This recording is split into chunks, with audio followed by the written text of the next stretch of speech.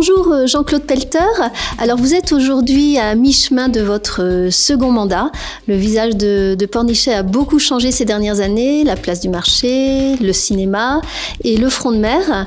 Les travaux ne sont pas encore finis, alors est-ce qu'on est aussi à mi-chemin des travaux ? Aujourd'hui, on peut considérer qu'on était à 40%. Les travaux, on les arrête tout le temps pendant la période d'été. Là, on est dans il y a 4 phases, on est à la 3e phase. On va attaquer les Océanes, c'est un sujet, c'est un gros morceau, la place des Océanes, donc qui va démarrer là fin septembre pour s'étaler jusqu'au mois de mai l'année prochaine. L'année prochaine, à mi-mai, au mois de mai, on arrêtera.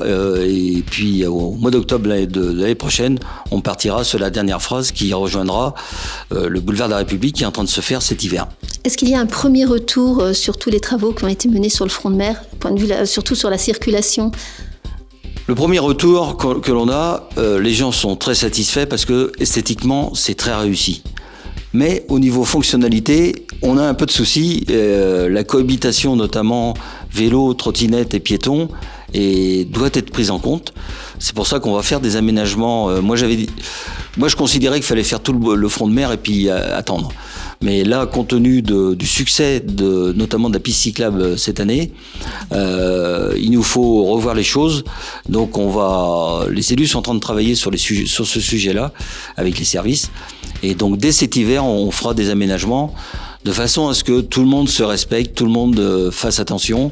On sait très bien que les traversées piétonnes, notamment, sont excessivement dangereuses entre les piétons qui doivent regarder à droite et à gauche et les vélos qui vont un peu trop vite par moment. Donc, on va aménager ça dès cet hiver. Alors pour continuer à ajuster votre copie sur tous les projets, vous allez continuer à rencontrer les Pornichétains lors des réunions de quartier, ou je crois que vous avez prévu une réunion samedi prochain. Alors c'est l'occasion, on a une grosse initiative samedi prochain, le 23 septembre sur la place du marché, puisque en fait on a dépassé le mi-mandat, on a tenu tous nos engagements en ce qui concerne le programme. Mais le fait qu'on ait rencontré les Pornichétains avec des réunions citoyennes a fait qu'on a rajouté d'autres choses. Donc il était temps pour nous de dire voilà ce qui a été fait et voilà ce qui reste à faire jusqu'à 2026. L'exemple le plus flagrant, c'est la maison médicale. C'était pas dans notre programme. On a rencontré des médecins. Il n'y a pas de désert médical à Pornichet, mais il faut qu'on fasse attention parce qu'on a des médecins. On a 14 médecins généralistes à Pornichet. On n'est pas sous-doté, mais on en a pas mal qui commencent à vieillir et donc qui veulent reprendre leur retraite. Il faut qu'on anticipe ces choses-là.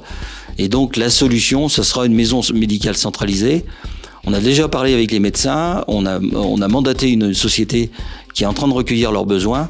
Et à la fin de cette année, on saura ce que l'on fait. On sait sur quel site, mais on saura exactement ce qu'on fait à la fin de l'année. En 2026, il y a d'autres projets que vous auriez envie de mener ? Est-ce que vous allez vous représenter ? Non. Chaque chose a son temps. On a beaucoup de travail. Je rappelle, moi, qu'on a, sans augmenter les impôts, on va faire presque 100 millions d'investissements sur ce mandat. Donc ça veut dire que les élus et les services ont beaucoup de travail. Il faut qu'on fasse d'abord ce travail-là. Il y a toujours des demandes, donc il faudra qu'on anticipe un certain nombre de choses. Moi, je pense qu'il est évident qu'en 2025, on commencera à annoncer des choses parce que de toute façon, il faut les prévoir budgétairement. Donc, il est évident qu'il y a peut-être des choses nouvelles qui arriveront. Enfin, chaque chose en son temps, parce que le programme, il est copieux. Merci Jean-Claude Pelter. Merci.